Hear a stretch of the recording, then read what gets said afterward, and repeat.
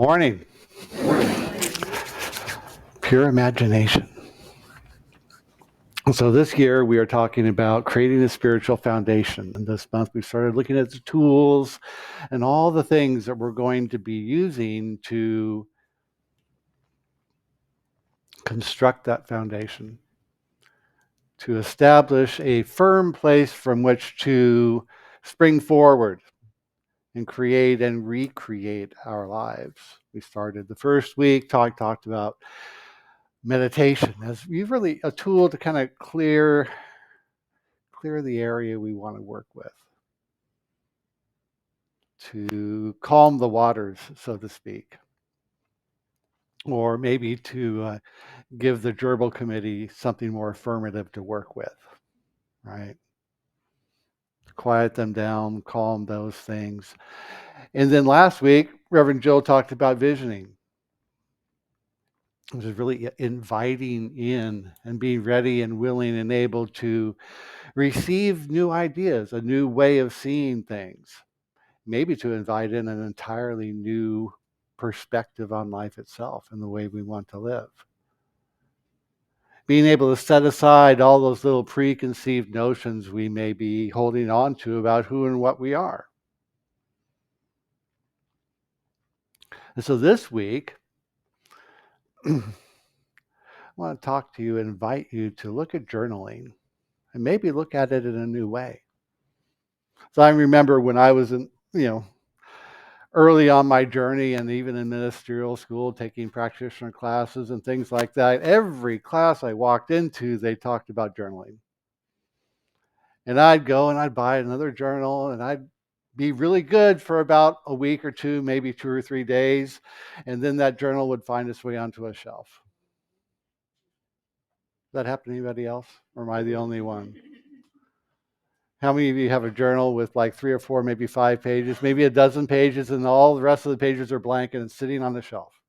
Anybody? Come on, we can all fess up, right? It's okay. It's a safe space here.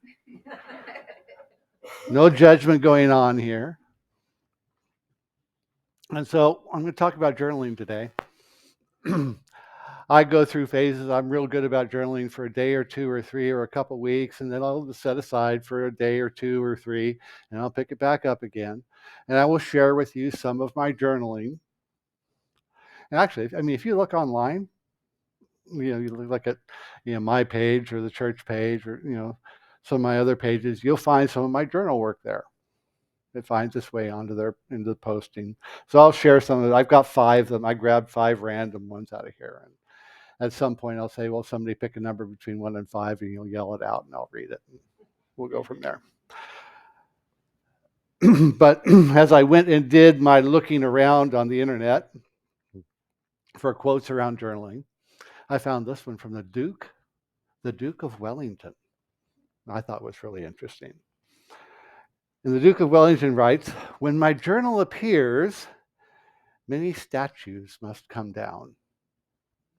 And I said, huh? And I sat and I thought about that. Because there was no reference, there's no way to go say, what did he mean by that?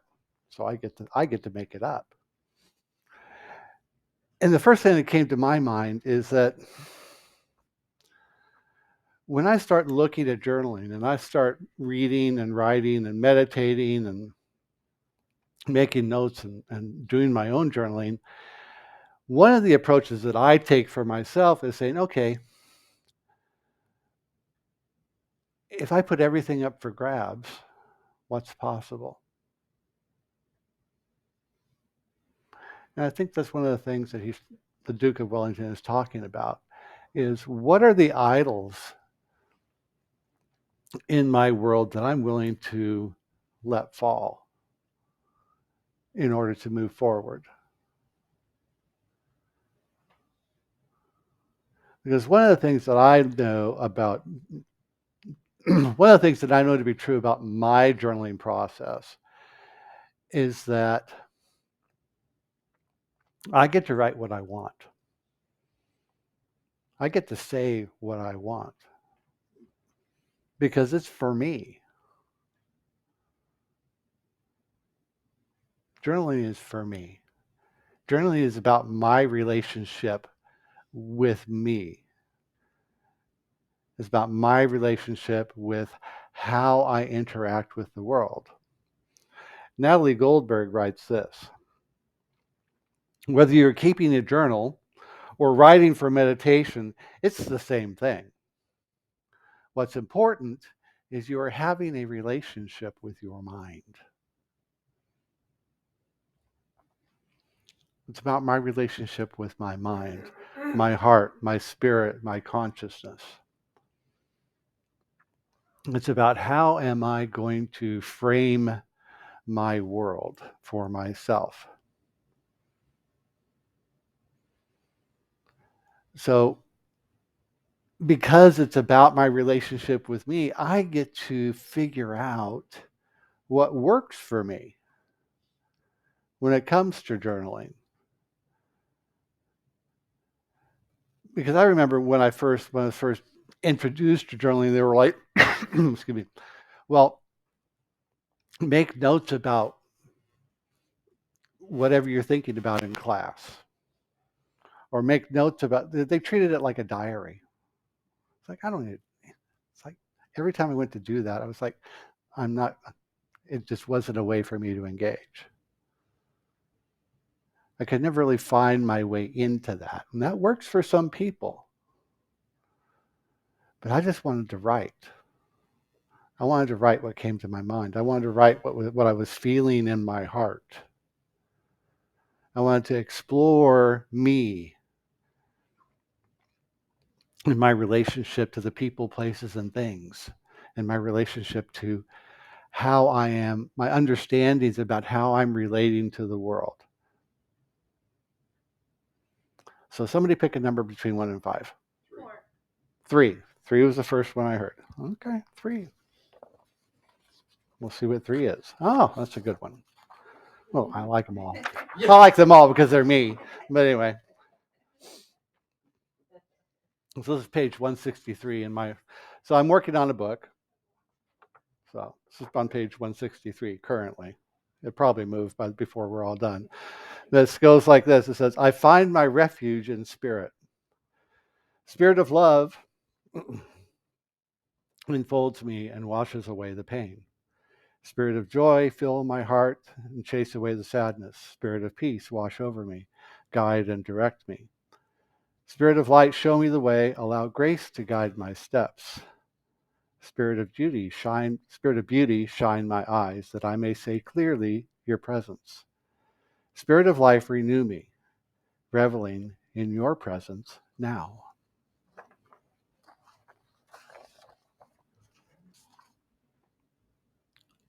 So we get to write what we want. For me, it is a way that I get to come to a new understanding of my relationship with me. Because what I know about that is when I clear away and recreate and renew that relationship I have with myself, that has an impact on how I relate with the world and how I relate with you, how I relate with the people I encounter on a day in and day out basis. Because the world will inevitably reflect back to me what's going on in here.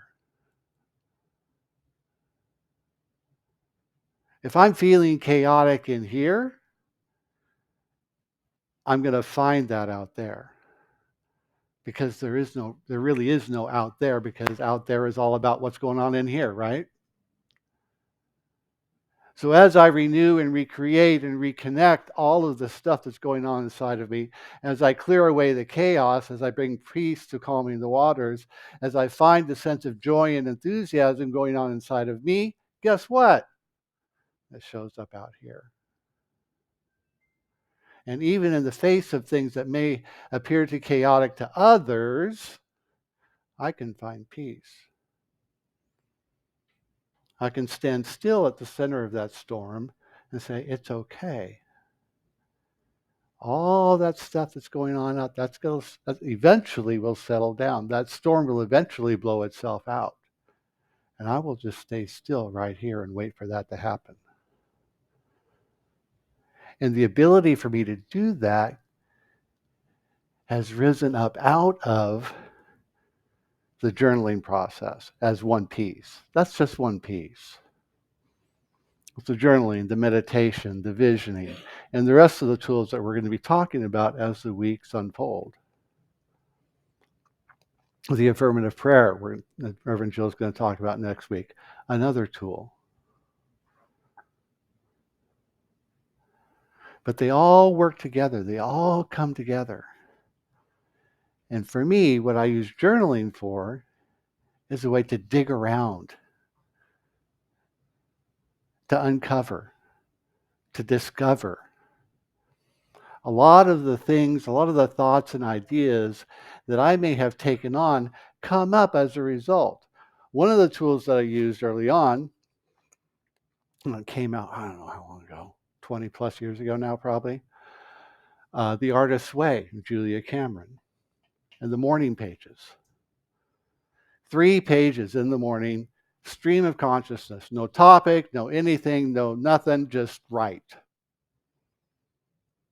Longhand, she says. She emphasizes actually longhand. I say if you're going to do that, grab a pencil, not a pen.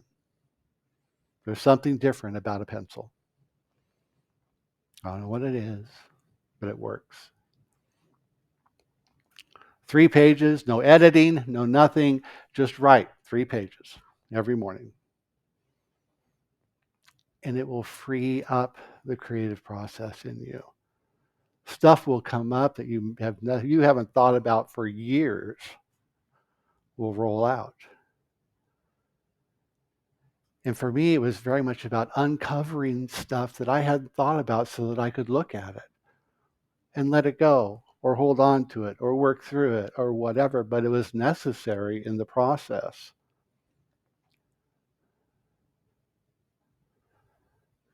And again, try it. If it doesn't work for you, set it aside.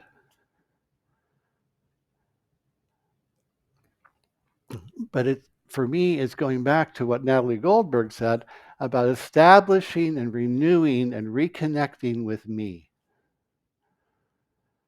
Because it is so easy to get wrapped up in moving around the pieces on the chessboard of life that I forget about taking care of what's going on in here.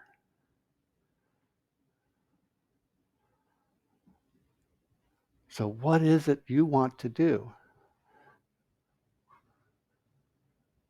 What is it you want to do with a journaling process that works for you? So 1 through 5, except for 3. 2. Wow. That was quick, Ron. I'm impressed. Oh. Okay. This is a message for you, Ron. To get where you want to be, you may leave bits of you behind. Pieces that no longer fit. Becoming is evolving. Evolving means letting go of what has been. Be gentle.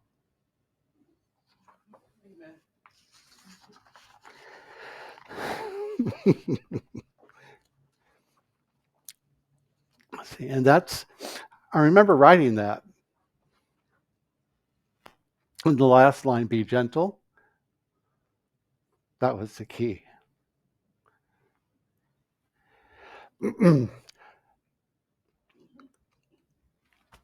Because it was very hard for me at the time.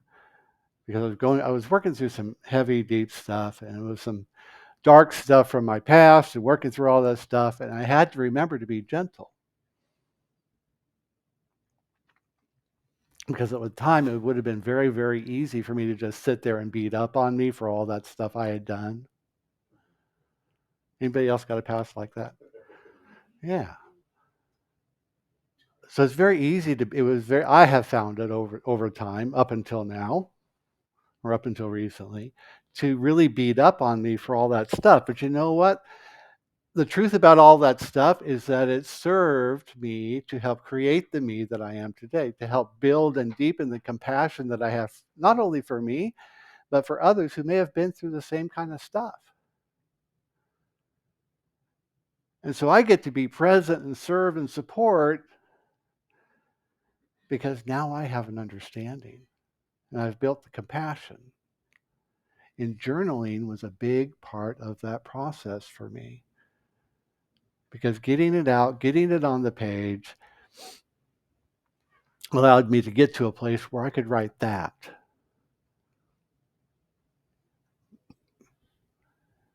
And acknowledge that, you know what? I get to leave parts of me behind that no longer serve. To leave those parts behind so that I can be clearer about who I really am.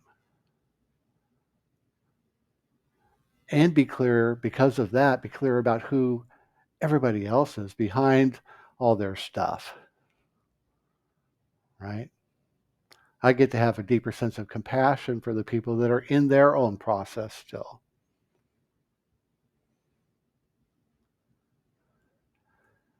Journaling and everything else that comes with it is a process of revealing and reconnecting, digging away at the stuff and saying, yeah, I did that. Yeah, that happened today. Or yeah, that happened yesterday. Can I do anything about it? Nope. Okay, let it go. Leave those bits behind and let them be as they are. Because I can't change it. It's like what it's like the serenity prayer. God grant me the understanding, the things, remembering the things that I can't control. I can't control them all. It's not my job to manage the universe. It's not yours either, friends. If you think it is, it's not. I get to take care of me. I get to manage me. And that's where it begins and ends.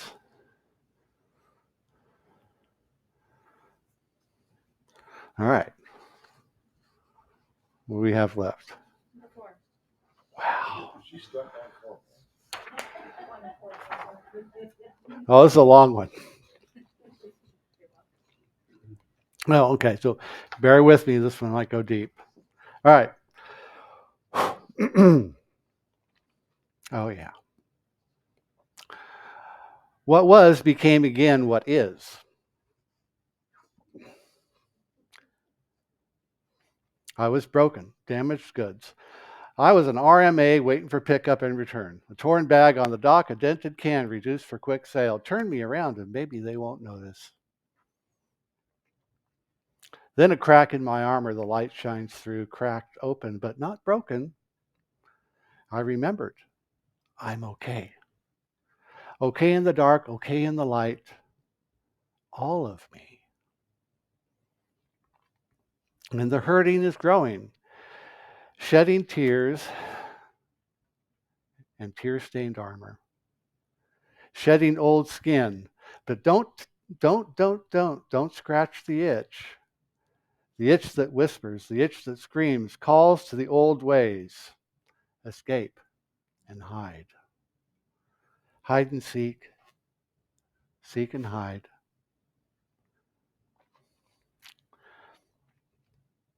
Lay down the rusty tear-stained armor and weapons of destruction. No need for them any longer. Only freedoms to be.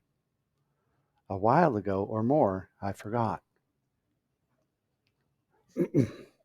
And I hurt. Remembering hurts sometimes, and remembering heals. Remembering heals.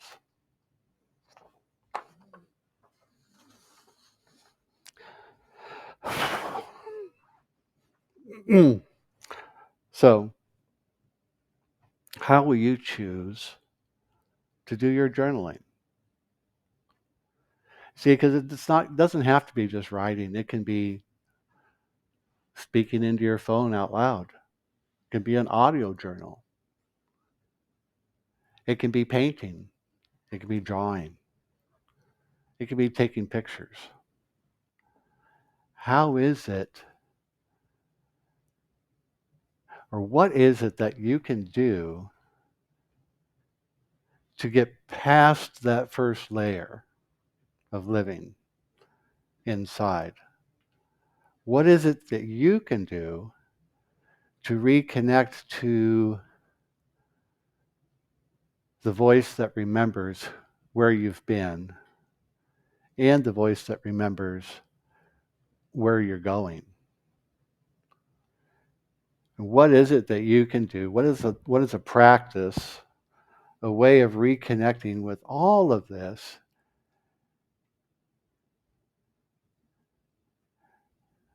that gets you to a place of remembrance?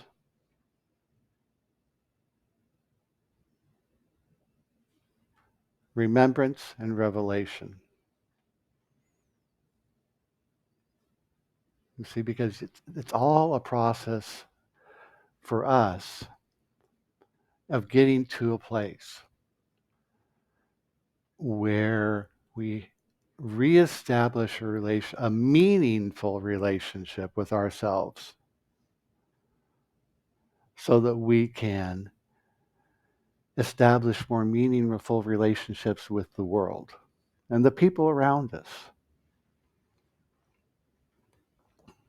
Because I know that when I am really actively engaged in journaling, I'm a better person. It's kind of like I was reminded, because I haven't been to the gym for a month or so. Well, probably a couple months. And I was talking with somebody yesterday, and I said it out loud. I said, I'm a better person when I go to the gym regularly. Because it's really not about the fitness part as much as it is as just the activity, the commitment to taking care of me. And journaling is another part of that.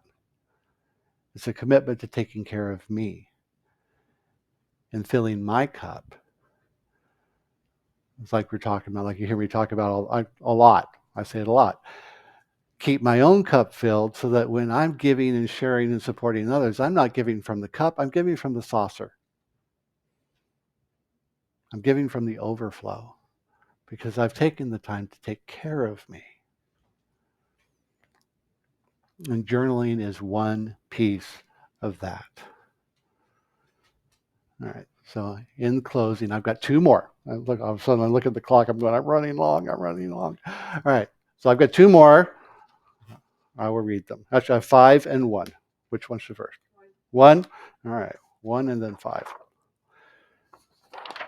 Oh, okay. Oh, here we go. Who said 1? All right. You are always listening to you. So be kind, be loving, be encouraging, be inspiring, and if you need it, kick yourself in the ass.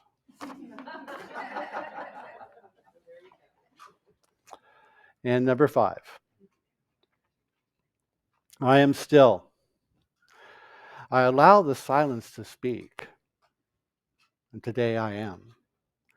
Days, hours, moments, I must be still. I will allow the flow of life to lift me, a rubber ball in the surf. Seeking respite, calmer seas to allow my heart to heal. Breath is short, caught in my throat. The tears and silent screams, seeking voice and release. If they flow, will I ever see the surface? They say I will, and it will be okay. Breathe deep. Allowing the flow, and stillness flows over me, releasing. Fear falls away, ropes break, weights drop. Hardened heart cracked open, stony thoughts dissolve, rising and surfacing. The salt in my eyes and the sea are one. Screams become smiles. Diving upward, head lifted high, thrown clear of time and space, seas be calmed still now. Above, below, within and all around, I am the sea, and the sea is me. So, with that, choose the way journaling works for you. There is no right way. There is your way.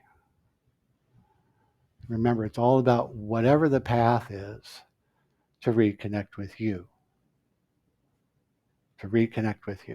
the truth of who you are. who you have been, and who you are to become are all right here inside of you. So, with that, it's your turn this morning. Questions, comments, as you wish.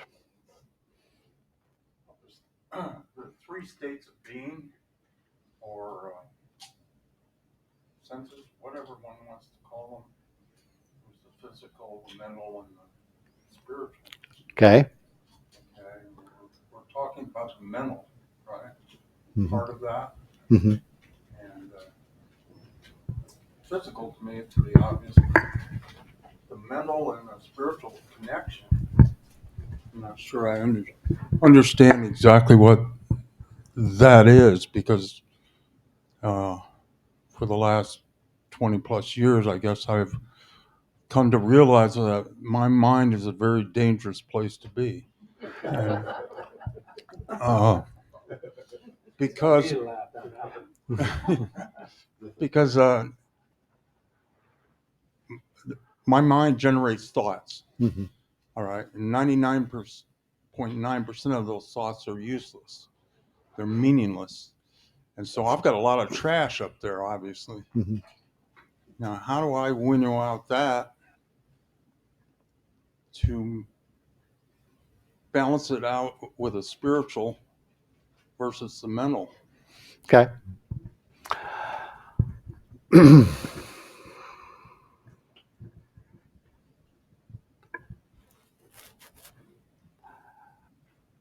The first word that comes to mind is patience. I know. Well, I know.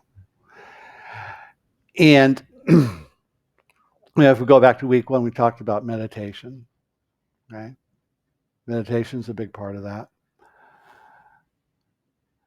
Last week, Reverend Jill talked about visioning, and that works hand in hand with meditation. And today we talk about journaling. They all work together. And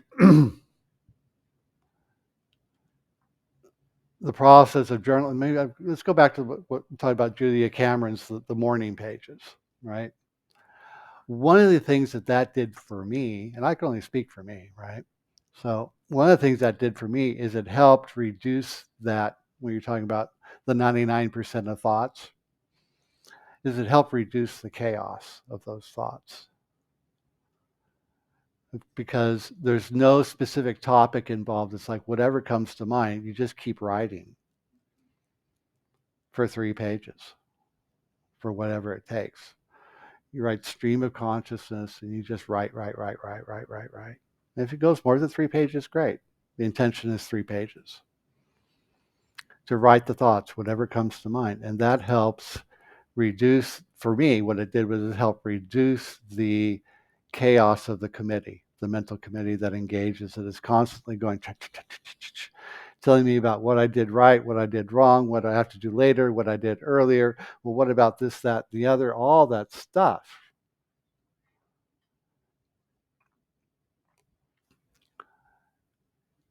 And it helps me move from that mental chatter to that more spiritual place where I can be more at peace. And for me, Bob, the mental and the spiritual are like this.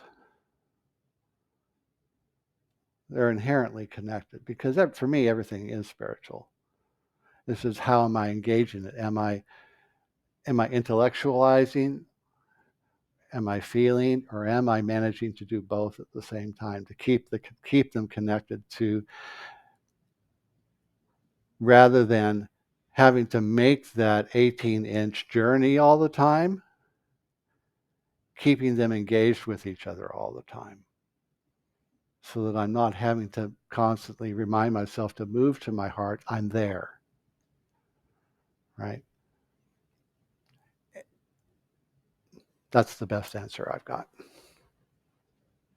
Sure. Yes, ma'am. I'm sorry. Hello, everybody.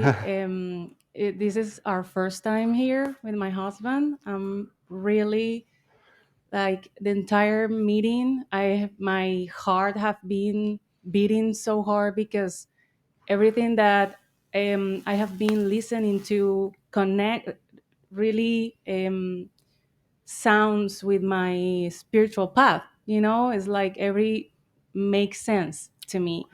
And related with the question or the comment that you had, I really would like to share with you something that I've been studying lately, and it calls the 11 steps of the method of the magician. Mhm. Is from a guy that he calls Jose Luis Parise. He is from Argentina, and it's a very interesting document. You can find it in YouTube. His speeches are really delightful, and in this, his method is about organizing the chaos that is in your mind.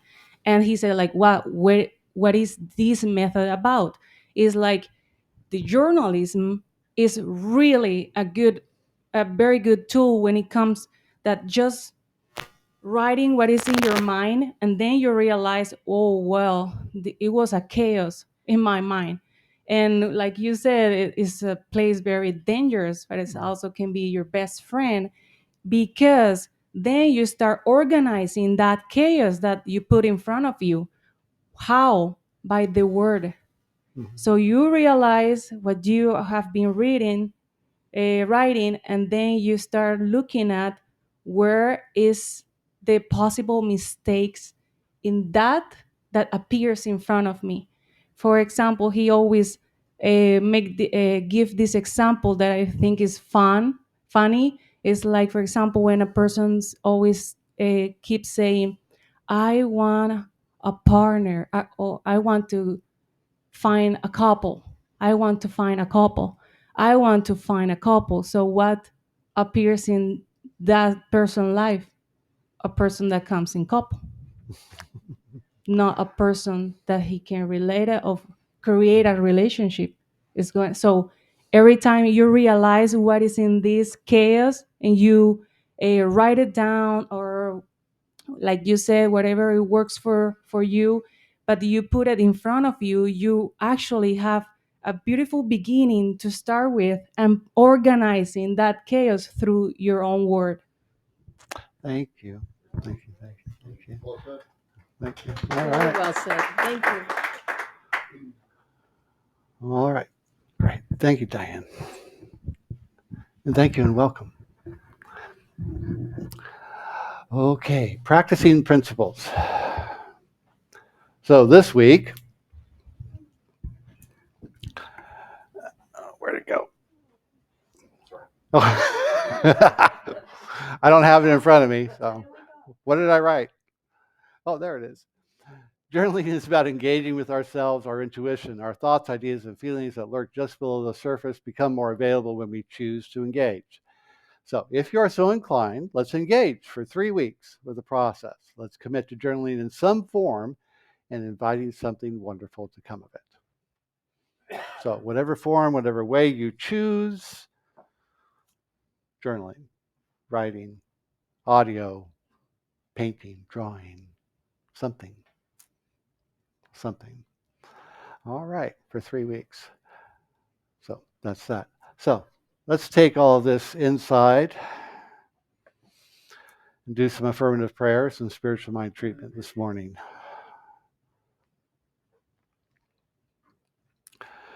So as we turn within, we recognize the one power and presence that is God. We call it divine life, love, truth, universal mind, the power and presence that surrounds us, enfolds us, lifts us up, expresses itself in, through, around, and as the world in which we live. It is not only that, it is within us, around us, and through us right here and right now, as each and every one here.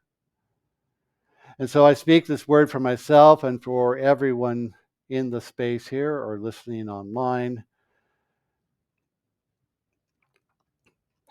knowing that all is well and that life is good. And that if there is something going on, some health issue, some life issue, whatever it is, let's bring it forward right now. Bring it forward and shine the light on it, and know that in this moment we set it aside and allow the truth to be revealed. The truth that each and every one of us is whole, complete, and perfect, that there is a divine idea of me and of you and of the life I live, and I allow that to shine forth right here and right now. I get out of the way. As Emerson says, I get my bloated nothingness out of the divine circuits, and I'll allow life to be expressed fully and completely through me, as you, right here and right now. And as Emma Curtis Hopkins says, I look the fact in the face, the fact that is no longer true, and tell the truth about it.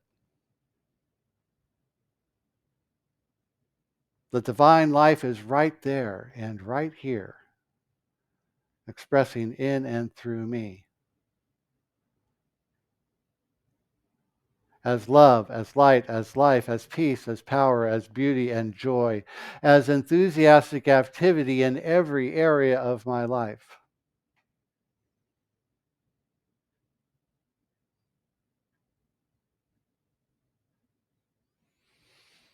And life is good.